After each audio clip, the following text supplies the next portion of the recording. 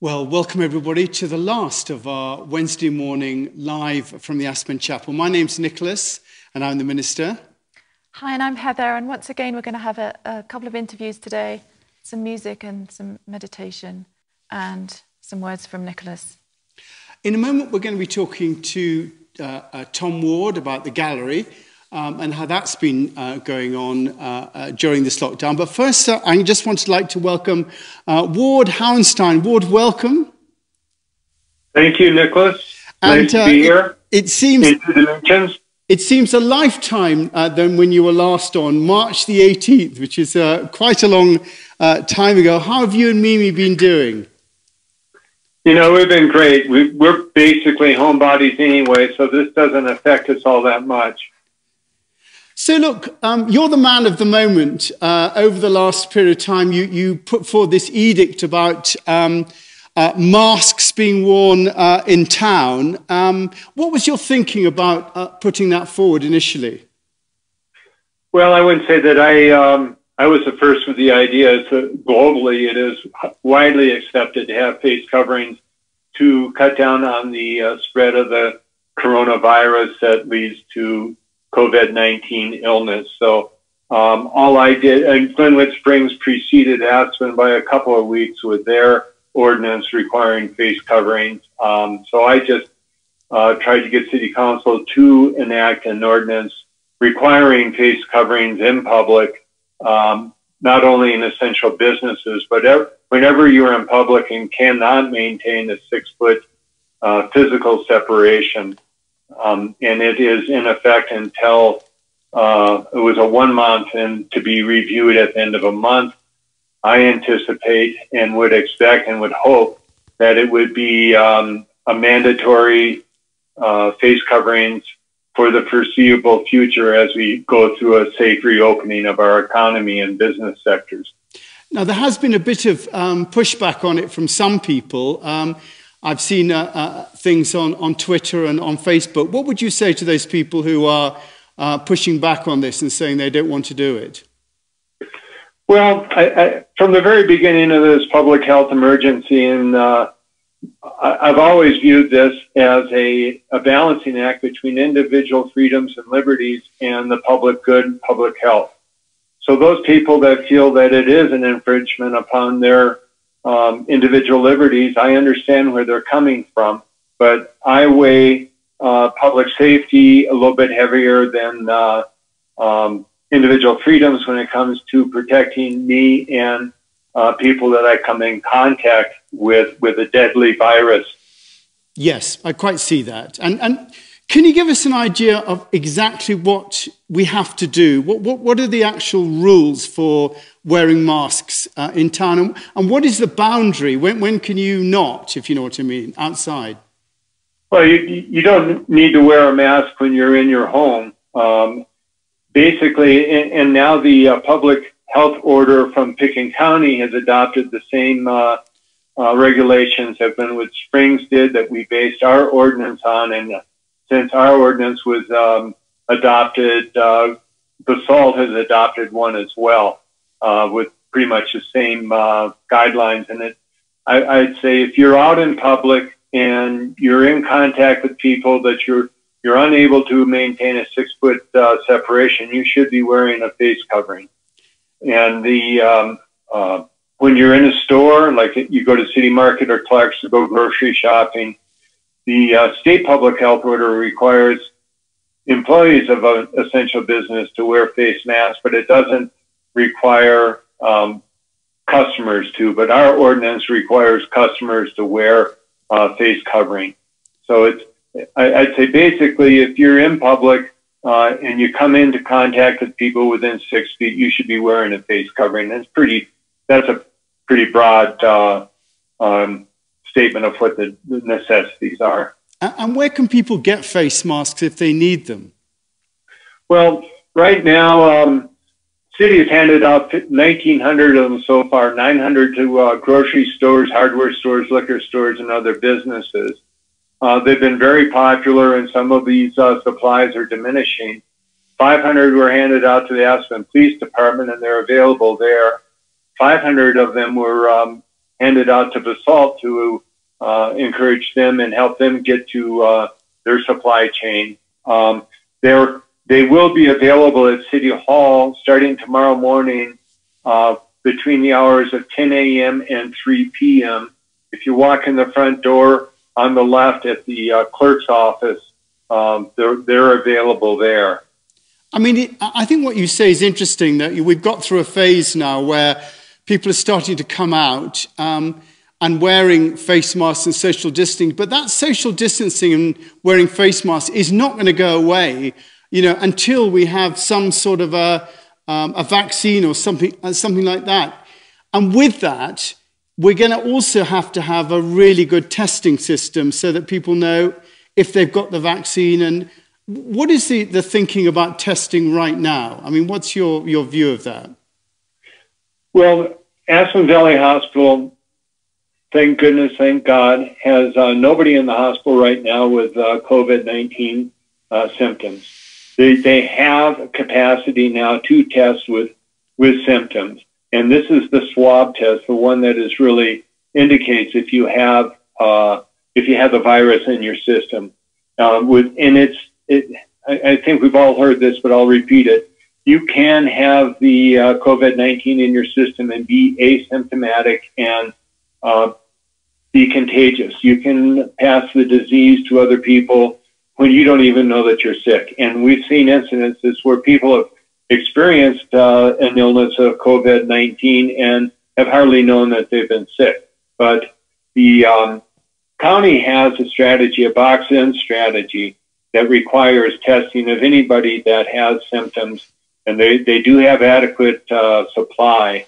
And the county's box-in is a 4-part strategy, and it requires test, identification of people that are positive, tracing people that are positive, and isolating those that are positive. So those are the guidelines for testing. They're available. All you have to do is get have symptoms, and you can get a test at the Aspen Valley Hospital. So if people have symptoms, they can go to the hospital now and they can get a test. And what about this app? They should not go to the hospital without consulting their primary care physician first. They shouldn't go without some kind of an order from their doctor. So consult your primary care physician first, and then they will send you to the hospital.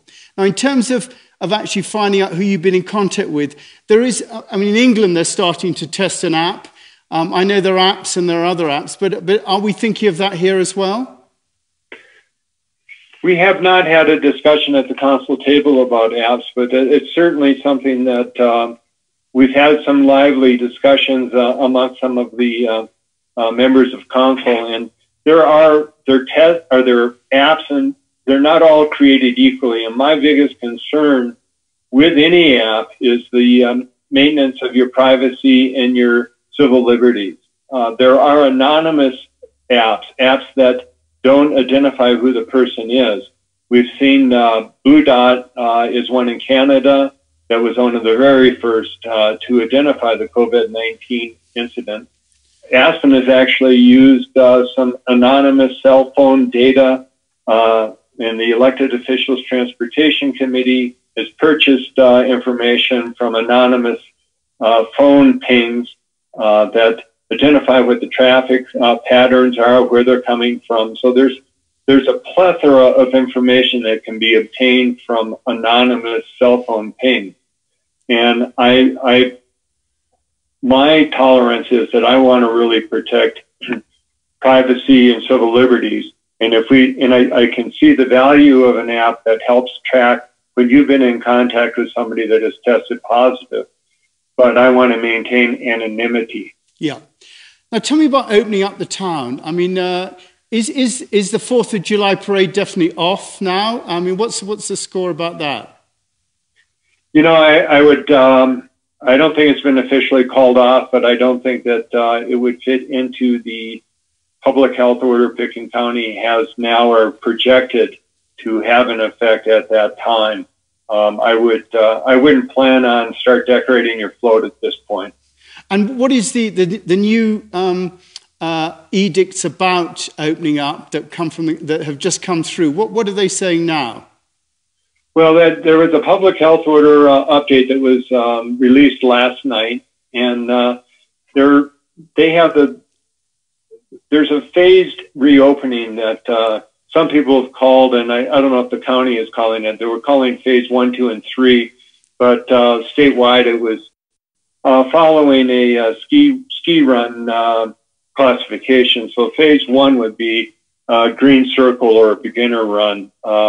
Phase 2 would be blue square, and then phase 3 would be the black diamond. And in order to move from one phase to the next, there are some criteria that must be met. In the first, there are 5 criteria for containment, and that is to maintain 6 feet of separation, wash your hands frequently, cover your face in public, stay at home if you're sick, and get tested immediately with symptoms. And in order for us to go from phase 1 to phase 2 or 2 to 3, the 5 criteria that must be met is that the COVID-19 cases have to be decreasing for 14 days, that the hospitals can safely handle COVID-19 cases without resorting to a crisis standard of care, that testing is performed on all people with symptoms and can be processed in a short period of time, active and timely monitoring of cases, and a clear protocol in place to require social distancing, which I prefer to call physical distancing. Well, Ward, over the next, it feels like things are opening up. Are we going to see any specific changes over the next week or so? Well, there'll be some more businesses opening up. The way that the public health orders work is that the state has the first level, and counties have to comply with the state. Counties can be more restrictive. Pickens County is a lot more restrictive than the state. And then the city can have its own more restrictive, but not less restrictive. So each step of the way has to be more restrictive, but the county can apply for a less restrictive standards. Eagle County has, and Grand County, I think, which is Grand Junction, they've applied and it has some phased reopening of restaurants already. So in our area, we're just going to see a few. Apply to the state and have phased reopening. So in our area, we're just going to see a few more businesses opening over the next few days. That's the next step. Yeah, they did. All the businesses have to comply with a safety plan. Okay. Have to submit a safety plan and abide by that safety plan. And those are those 5 areas. The physical separation, and the county is looking for a commitment of containment that is 5. Again, it's maintain 6 feet of physical distancing, wash your hands often, cover your face in public, stay at home when you're sick, and get tested immediately if you have symptoms. Okay, well, Ward, I so appreciate you giving us the time, and we do appreciate the hard work that you and all the council members are doing at the moment, and everybody who is working on this, and we really appreciate being looked after by you, and thank you so much for coming in and just giving us that advice. Thank you very much for the time. Okay, thank you. Well, we're going to have a little bit of music from Heather now.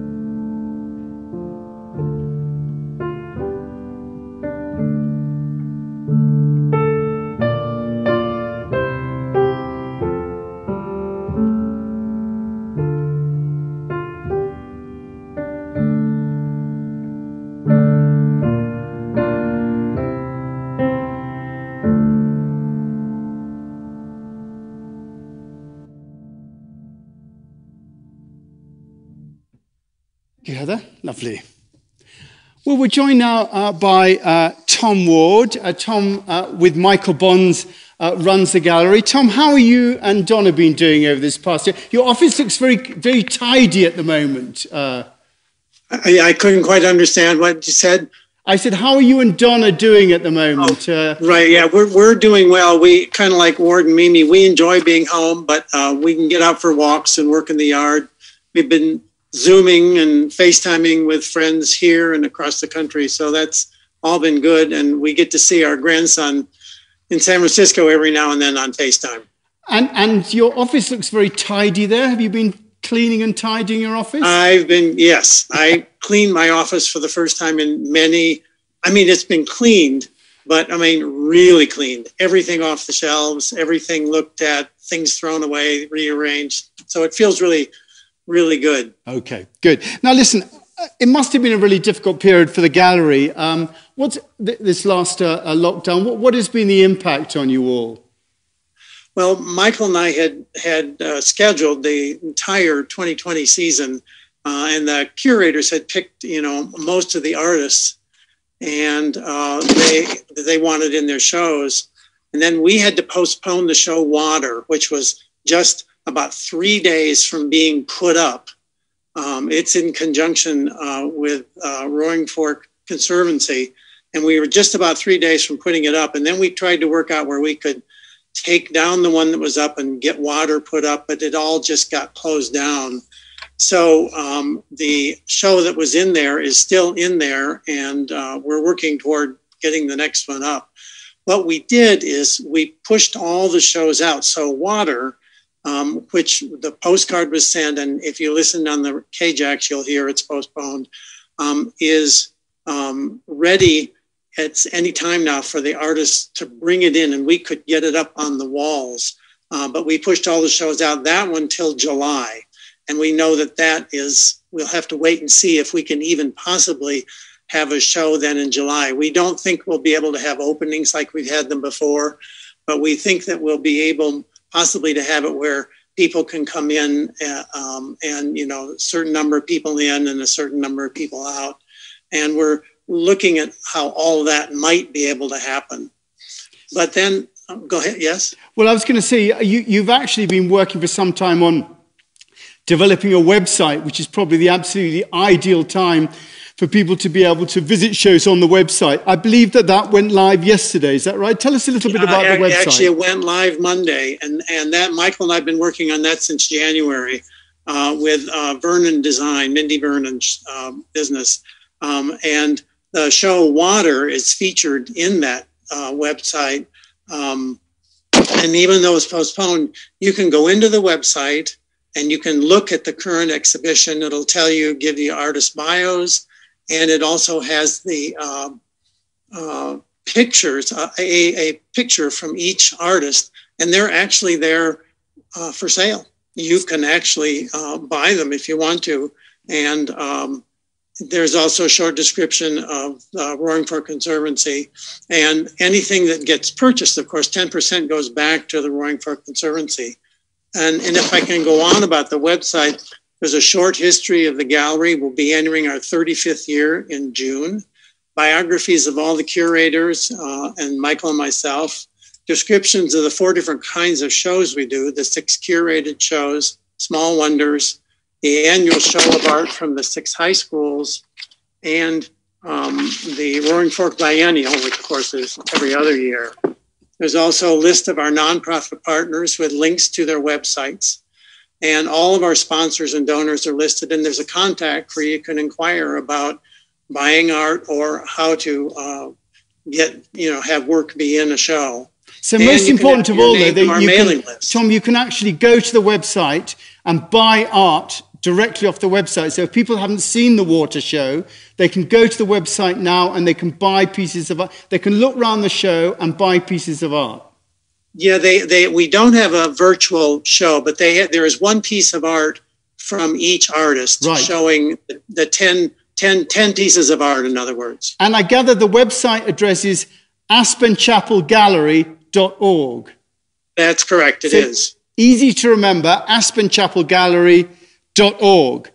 So do go and visit that website, have a look at it after the show, and have a look around and see what it is. And when your next show goes up, whenever that is, you will then have that show up as well on the website, won't you? Yes, and actually we're trying to see if there's a way we can get down the current show and get water up so that we could get a virtual of the show so you could see all of the work in the show. But we'll have to see how that all goes with, all the rules and regulations. And my understanding is you're pushing your shows that you had planned back now by a few weeks. And really, there's no knowing when we'll be able to do whatever we can do, but you're gradually going to push them back.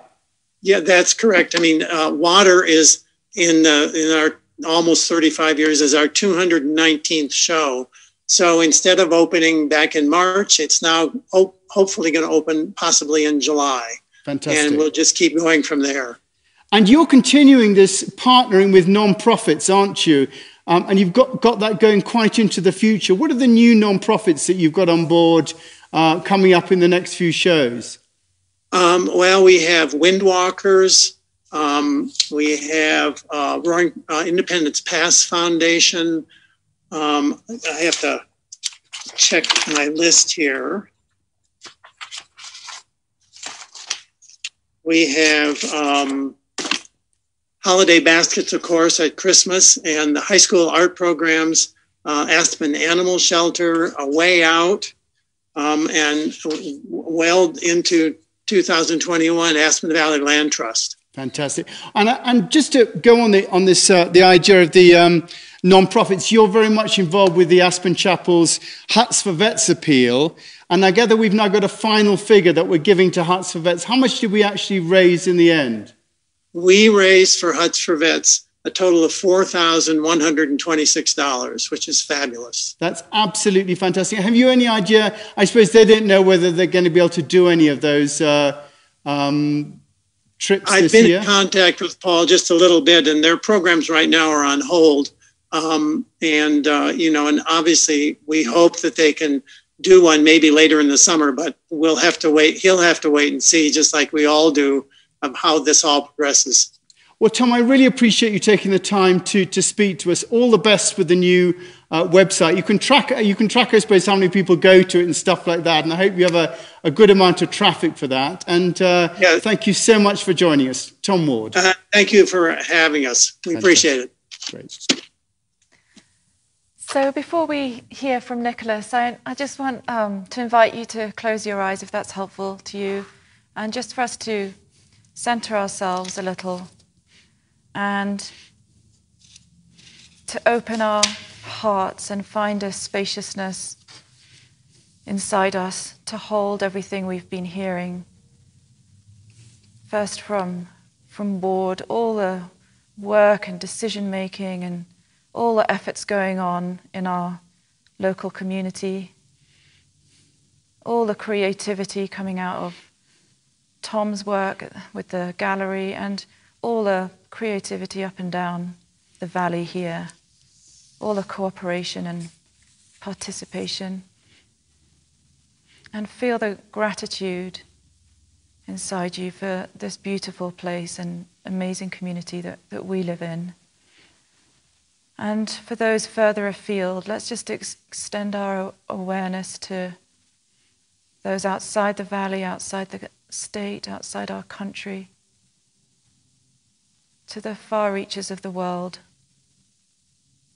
And for a second, just hold inside your heart some of that pain and suffering that the world is going through. And can we somehow do our little bit to help shoulder the burden of the suffering by being present, by caring, by being attentive, by sending our energetic love.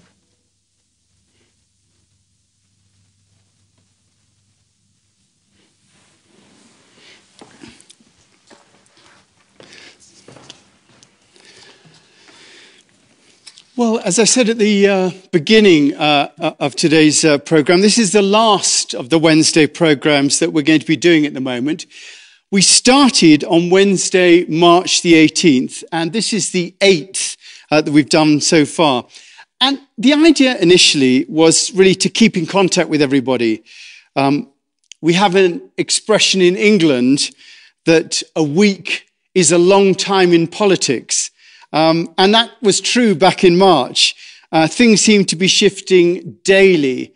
Our attitudes, what was going on around us. And it seemed a very long time to wait from Sunday to Sunday to make contact. And so we also thought it was important that we're able to not only make contact, but also relay information directly to you from people like the councillors and things like that. And that's why we did it. And to that end, we've had 17 guests, including doctors from the hospital, councillors, county commissioners. We had Mayor Torre, we had John Peacock, the manager of Pitkin County.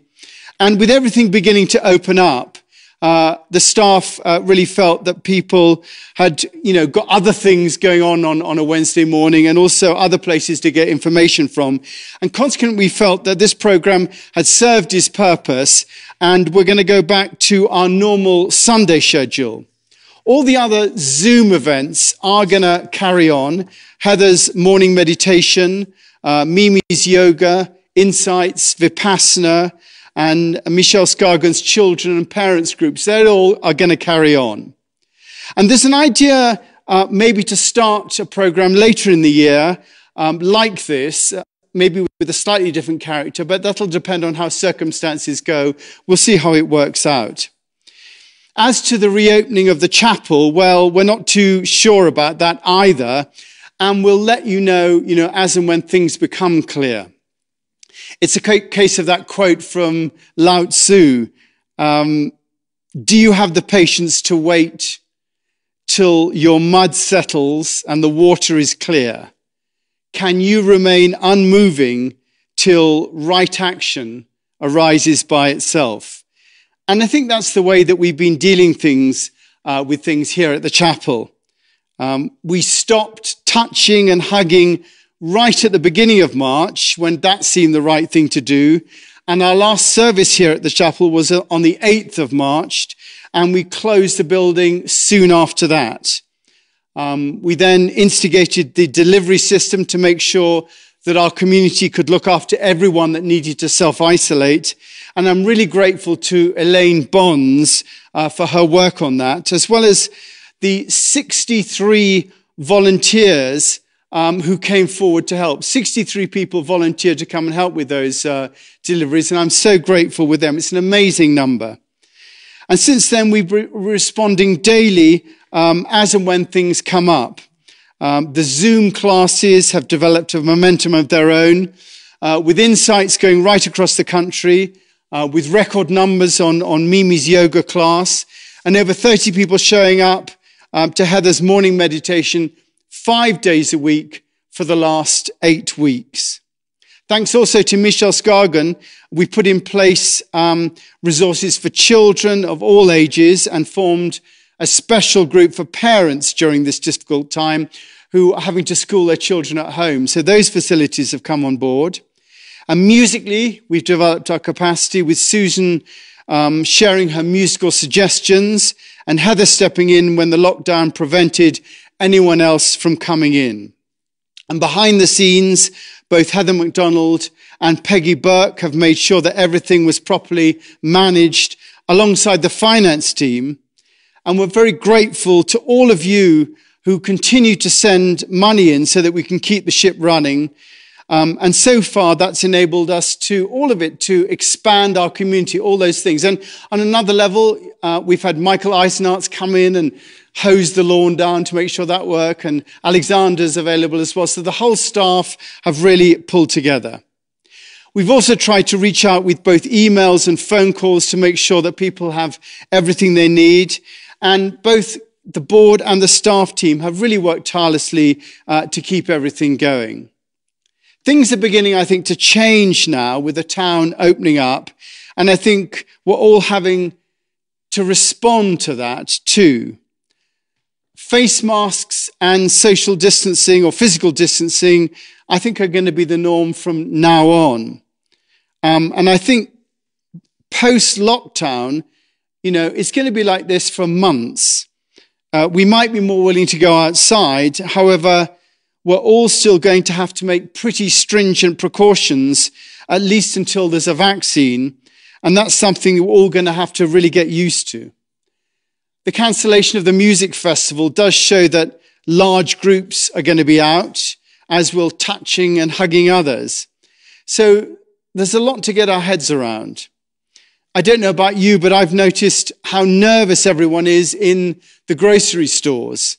Just head down with your trolley, wanting to get round and out the other side. And there is something being lost in the daily round of encounters and idle chatter that we previously just took for granted as we met people in the town.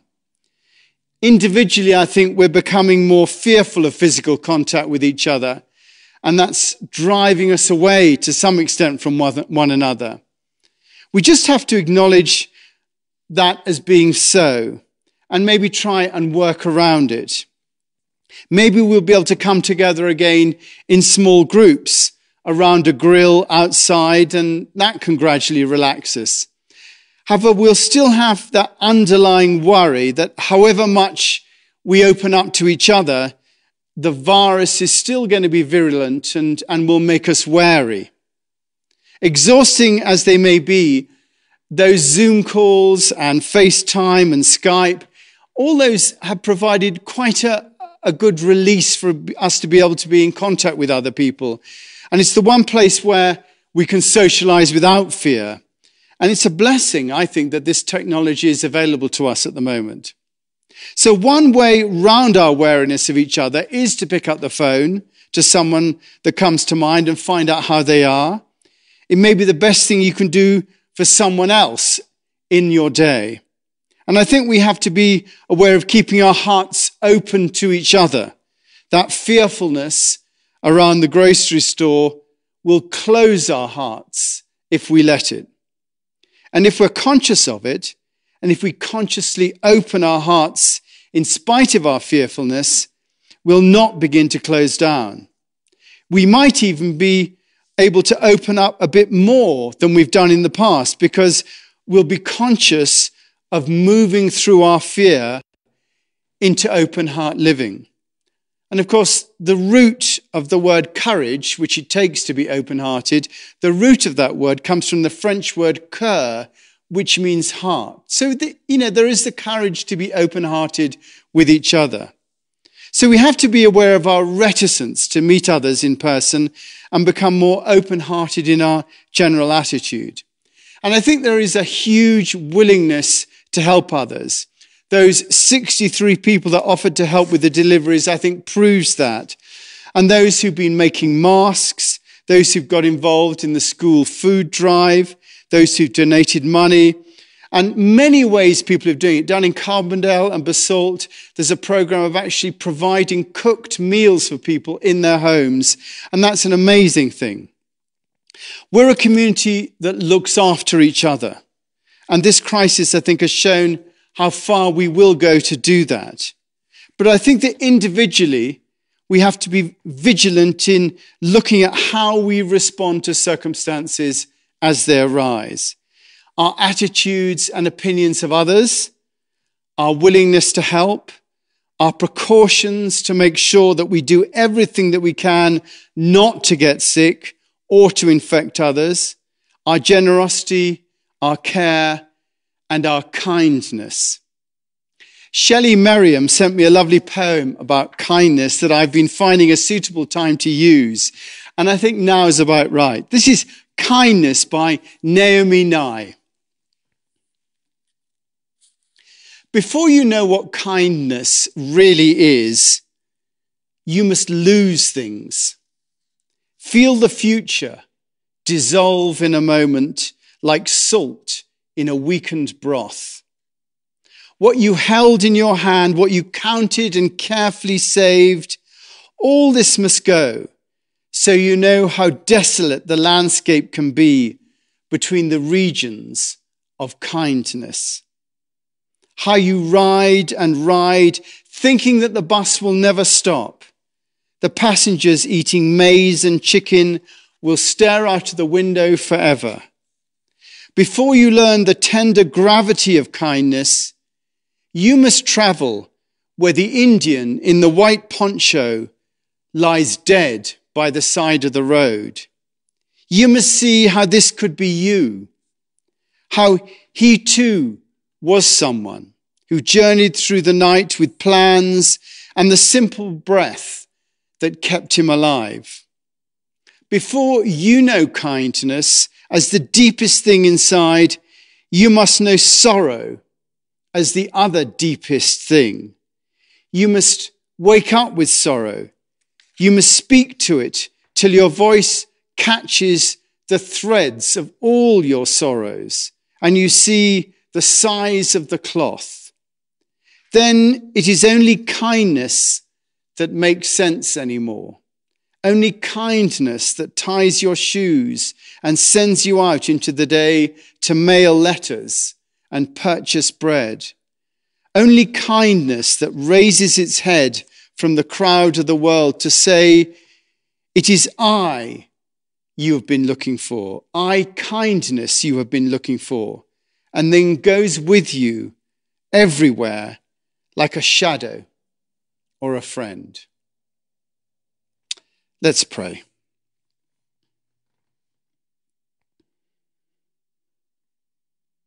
And let's just be aware of that sorrow across our country at the moment. People dying, people sick, people grieving, people defenseless in prisons, in war zones, in refugee camps, people hungry, people at the effect of violence, people at the effect of unjust rulers. May we be aware of that sorrow so our kindness may rise up. And we ask for kindness in our leaders, compassion. We pray for all those who are looking after us, the doctors, nurses, cleaners, people in the grocery stores. May our heart open with kindness to them. Pray for all those who we know are suffering at the moment.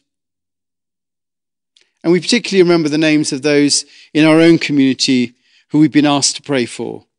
Joan Downey, John from Clark's Market, Rita Hunter, Heather Morrow, Brett McKenzie, Jeff Bonds, Kevin Badalian, Petra Criminal, Marion Bolts, Diane Shelton, Jim Stark, the O'Keefe family, Christopher Gavitt, Frankie Black, Ashley Morse, Chris Thompson, Bernie Tabor, and the Fox Rubin family.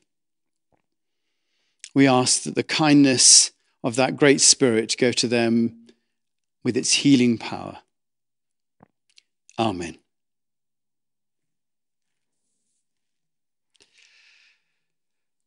Well, I am so grateful with all of you who've given money over the past period of time. Just encourage you, if you have the capacity to do so. We have a little offertory time now. Heather's going to play a bit of music. There is a donate button, so please feel free to do that. Thank you. So this is the O Lord, Hear My Prayer chant from Teze.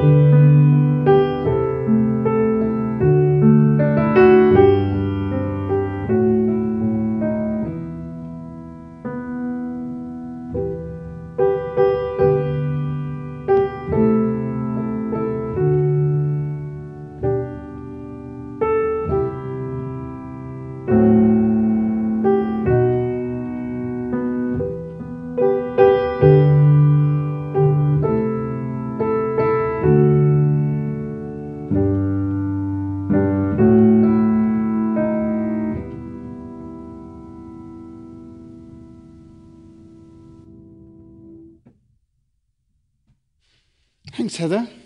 And thank you for your gifts. We really we do appreciate. I do appreciate that. Have you noticed the heads down in the grocery store yourself as you've gone along? I have, and sadly, I've noticed it in myself, and I know a lot of it is to do with, my own shyness sometimes. But it's very easy, isn't it, to have your head down and to, especially when you're wearing a mask, to not make contact with people, and how unfriendly that can seem.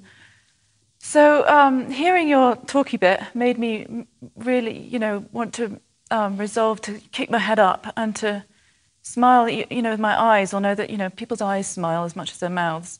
And it's a call to keep that connection going with people for me. And it's also difficult with people you know. Do I talk to them? You shout across the room at them, or do you just say hi and you rush through? But actually, at that moment, you can just stop a moment rather than rushing on. Open your heart and just give a wave or a bow or something like that, which I think would be. And it's a conscious thing.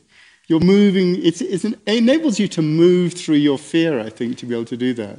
Yeah, I was really struck by your one line about how easy and it's human nature for our hearts to close, and I feel like during this time we have to make an extra effort and commitment to keeping our hearts open and to keeping our connection open, and sometimes practice is really helpful. I don't think I've even told you this yet.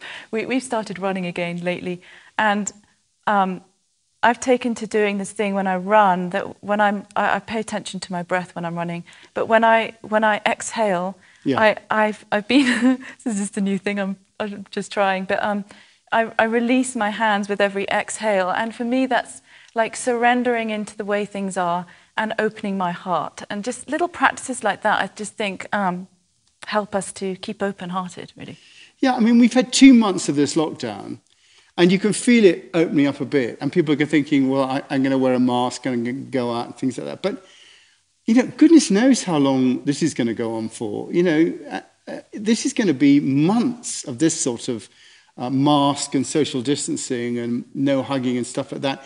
So I really think we've got to develop a way of caring and connecting and loving people through a long, winter of this period. Yeah, and this is why this is such a gift of an opportunity for us, because we're forced by circumstances to go into our heart and to realize how deep and expansive and powerful and connected our hearts are. I mean, I feel like I bang on about this a lot, but it's such an amazing opportunity, because I don't think use our hearts enough generally as a species. And, here we are. I feel so strongly that our presence and attention and intention and love can affect the situation on the other side of the world if we give ourselves to that.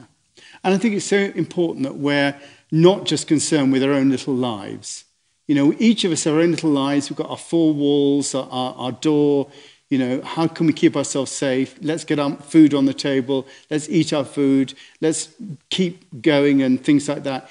That's just such a small picture. We have to look at the much bigger picture. How do we contribute to our community? How do we contribute out of that?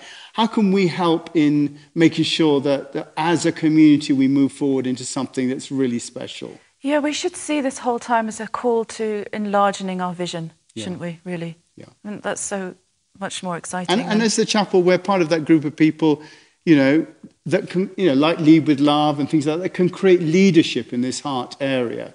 And I think it really is beholden for us to do it. Yeah. Good. Yeah. Well, guys, thank you so much for being with us over the last 8 weeks. I think we've enjoyed it, haven't we? Yes, we have. Yes, you've enjoyed it. I want to thank Ward and Tom Ward, all the Wards, for coming in today and being with us. Also Matt up in the control booth, and him and Michael has done some of them. Michael Waters, we're so appreciative that even during the lockdown, they were prepared to come in.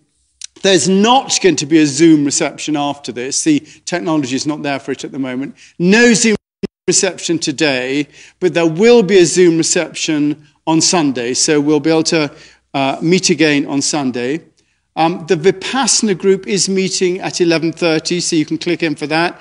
And Insights is meeting tonight at 6 o'clock. And Heather, you're going to be doing your meditation tomorrow morning and all mornings as well. Yep. If you need any help with anything, remember info@aspenchapel.org. We're going to be back here on Sunday at 9:30 for our Sunday service. Any final words from you? A final blessing. Yeah. It's short and sweet and very meaningful. The Lord bless you and keep you and make his face to shine upon you and give you peace. Thank you for that. And we just say now goodbye and thank you very much for tuning in.